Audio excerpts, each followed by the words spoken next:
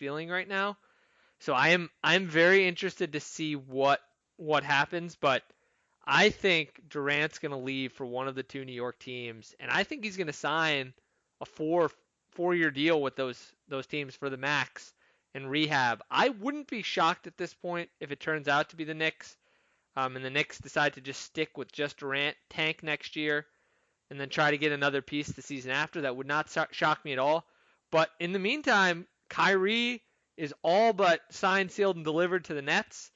And that's got to be appealing for Durant too, Jason. So, I mean, what do you make of what we're hearing about Durant this week, and where do you think he'll go? So regardless of these reports, I'm going to just go out on a limb and say everyone's expecting free agency to come in hot and heavy on June 30th. But unfortunately, Durant is the key. So before a lot of these supplementary superstars sign and the second and third tier free agents, everyone is going to be waiting on what Kevin Durant's going to do, just like it was in 2016, just like both summers of LeBron James. And the issue is you don't know his health, you don't know his state of mind. So Durant could say, you know what, I'm going to take my meetings, and I may not sign with a team until August. I'm not playing this year. I'm going to make everyone wait this out. That is going to slow the market down to a crawl. And that's what I'm hoping doesn't happen. But with the injury and everything going on and the fact that he's still at the hospital for special surgery in Manhattan, that might slow the market down, and that worries me. Yeah, no, absolutely. So, I mean, ultimately, I'm going to predict he ends up on one of those New York teams on a 4-year deal. Do you have any predictions at this point, or we're going to wait it out until it comes down into later in the free agency period? I'm going to wait till next week because obviously a big domino fell, last weekend that we're going to get into. Yes. You don't know what other draft day trades are going to go down in the next couple of days. And then, it's going to be a quiet week and then boom, free agency starts. So, would I love KD on the Nets? Obviously, who wouldn't want him? But, I don't know if Kyrie Irving is going to be dictating Kevin Durant's future. It was supposed to be Durant picks the team and Kyrie's the Robin.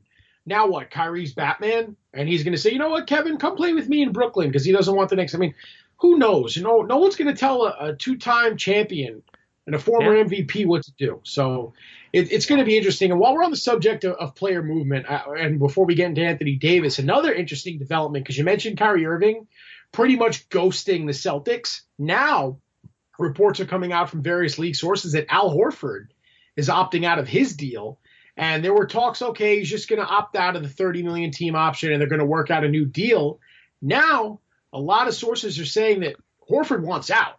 So it looks like the Celtics are going into a season where they had championship aspirations to now losing Kyrie Irving, Al Horford, and they have a shell of Gordon Hayward as the best player on that team. So not a good sign for Celtic land. What do you make of the whole Al Horford thing and him wanting to go elsewhere? Because he's been the good soldier throughout all this Celtics turmoil. He doesn't really fit. If this team isn't keeping Kyrie, they're taking a different look.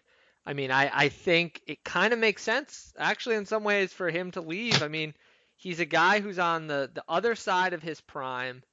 And, ultimately, when you think of it that way, it's just not in his best interest, really, to be going in there and spending those years. I mean, the guy's 33 years old, just turned 33 a couple weeks ago, so happy belated, Al. But he's 33 years old. I mean, he's not going to want to spend time as the Celtics try to rebuild with this team. I mean, he has to kind of figure it out. And, I mean, he'd be a great piece for a lot of these teams.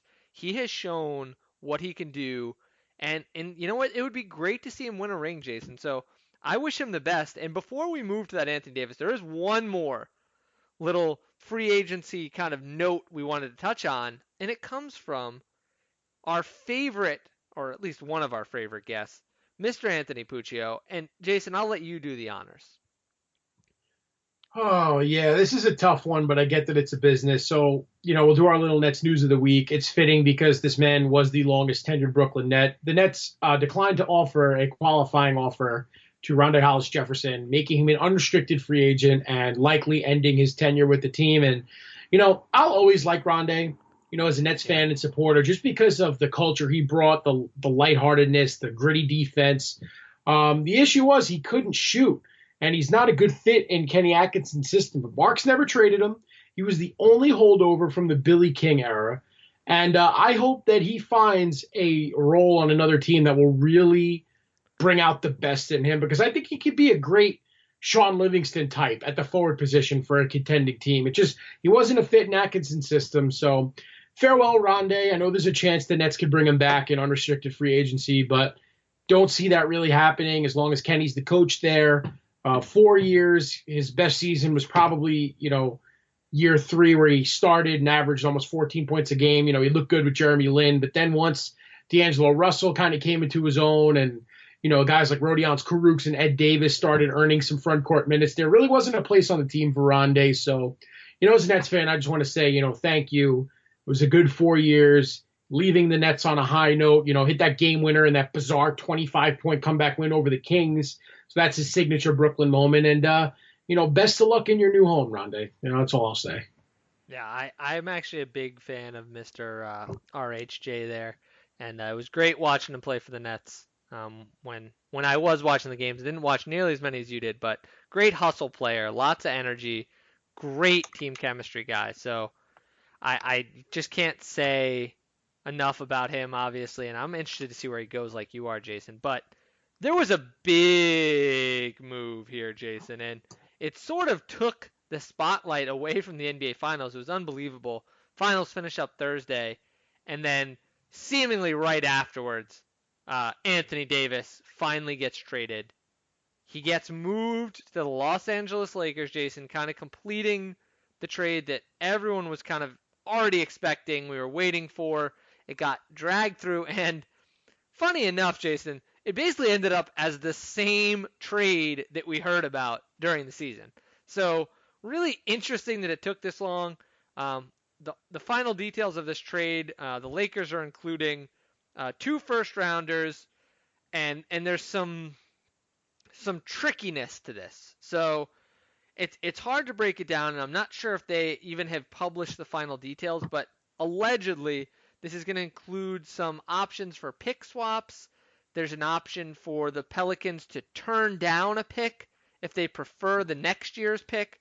So we'll have to wait for the official trade to get pushed through to see what those details are. Likewise, it is unclear what date this trade will actually go in on. If it goes in on July 6th, it's going to impact the Lakers' plans and free agency. They would like to push it till the end of July to give them time to sign a max free agent. It's unclear if the Pelicans will comply with that. But in short, the Lakers give up pretty much all of their young players, Lonzo Ball, Brandon Ingram, Josh Hart, as well as those first-round picks, at least 2 first-rounders, plus the pick this year, number 4, and some swapping and moving around beyond that we're waiting to kind of see. And that leaves the Lakers, Jason, with just a couple players under contract. You've got obviously LeBron, you've got Davis, you've got Kuzma, you've got Mo Wagner, and you have Isaac Bonga as the players currently under contract. Meanwhile, the Pelicans end up with a nice haul of young players and a draft cash for the future with all of those first-round picks. What did you make of the trade? Did you have a clear winner and loser? Any immediate reactions? As a Nets fan, I'm thinking shades of 2013. Now, I know that Anthony Davis is not a 36-year-old Kevin Garnett and a 35-year-old Paul Pierce, but just the picks that the Lakers had to give up to secure Davis's services. He wasn't interested in going anywhere else. There was too much turmoil in Boston. There was too much uncertainty with the Knicks. I know the Nets had discussions, but he wasn't interested in going to Brooklyn. That's all fine and dandy. I think the moral is LeBron gets what he wants. He still has got that power over whatever team he plays for, because they basically traded the farm. And it's a miracle that they got to keep Kyle Kuzma, and that's very important. But they trade Lonzo, they trade Ingram, 2 former number 2 overall picks, Josh Hart, a very nice role player, and a treasure trove of draft picks for a 1-year rental of Davis. Now will most likely sign a long-term deal in Los Angeles. And, I thought it was a huge coup for the Pelicans. I thought that, pairing Zion Williamson with Lonzo Ball and Ingram and Drew Holiday, and they got some nice pieces there to build around. The Western Conference is definitely going to be up and coming next year. A lot of young teams, on the rise. But where does this put the Lakers, though? Because, you don't know what the Warriors are going to look like. You don't know what the Rockets are going to look like. You have the cores of both the Nuggets, the Jazz, the Blazers all coming back. The Pelicans are going to be better. The Clippers are looking to get a max free agent. So the West is going to be, like I said earlier, a slugfest next year. And this trade's been broken down all over. We're coming in 4 days after once the dust settles a little bit. But I went on Twitter before the show, and our buddy Woj was saying that the Lakers are reportedly trying to expand the trade and create ability to open a max salary slot on July 6th. So now they're offering the contracts of Wagner and Bonga to additional teams so they can satisfy collective bargaining agreement rules on creating that $32 million in cap space to bring in a Kemba Walker or a Kyrie Irving. So Woj is also saying that the Lakers are aggressively pursuing the purchase of second-round picks in this week's draft. And that will offer two important things for the Lakers: acquisition of inexpensive labor, so players on the cheap, and the ability to exceed the salary cap to get those minimum contracts. So the Lakers are working now. Magic Johnson's gone. Pelinka's in there doing his thing, gets the guy. LeBron is now very happy. And we don't know how this final trade is going to look like for another month, Ben. So if you'll allow me, good sir, because I'm chewing your ear off right now, I'm going to get into my heat check of the week. And that's this trade is a huge high-risk, high-reward scenario. LeBron gets his guy. And a lot of people said LeBron may never get back to that final stage again to win another ring. This is his best and last shot to win a championship. And if it's just Davis, LeBron, and Kuzma, where's the elite guards? You need good guards to win in the NBA. I mean, I know the last 8 NBA Finals MVPs were all small forwards, but you need a point guard that's going to facilitate and, ignite the offense. And if they get that max salary slot and bring in a Kemba Walker or a Kyrie Irving, then, okay, the championship window for LeBron James opens ever so slightly more. But this is why I'm kind of, not upset, but I'm questioning Anthony Davis. And I don't like talking about another man's pocket. But Anthony Davis has a $4.8 million trade kicker. Okay? And all indications are he ain't waiving it. So that $4.8 million is attached to his salary on the Lakers' books once that trade goes down, completely negates Los Angeles trying to get another max free agent. So that's why I think the Lakers are trying to move Wagner, Bonga, and get those additional second-round picks just so they have the cap space to give Davis his money. Can't fault them for wanting $5 million more dollars, and the fact that they'll be able to bring in another elite point guard. So what do you make of all that? Well, there's a lot to unpack for sure. You mentioned the shades of the Nets Celtics trade. What this reminded me a little of was actually when LeBron went to Miami. And the reason I say that is that I think the Lakers are going to face a very interesting challenge filling out the roster. And it reminds me a bit of that Miami team. And the big difference is that while we remember the cupboard being rather empty after that trade for the Heat, they actually hung on to a few guys. They had Udonis Haslem and Mario Chalmers, who were almost de facto starters. And then they ended up filling out the roster with a lot of veteran guys. So they had guys like Joel Anthony from the previous season, which, I mean, obviously this isn't some, amazing, can't miss player, but they had him and they had James Jones. And those guys played. I mean, those guys legitimately did play for the team the next year, and they played a decent number of minutes. I mean, both those guys played about 20 minutes a game. So they were a big part of the rotation.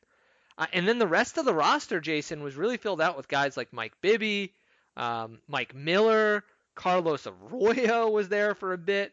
I mean, it was guys like that.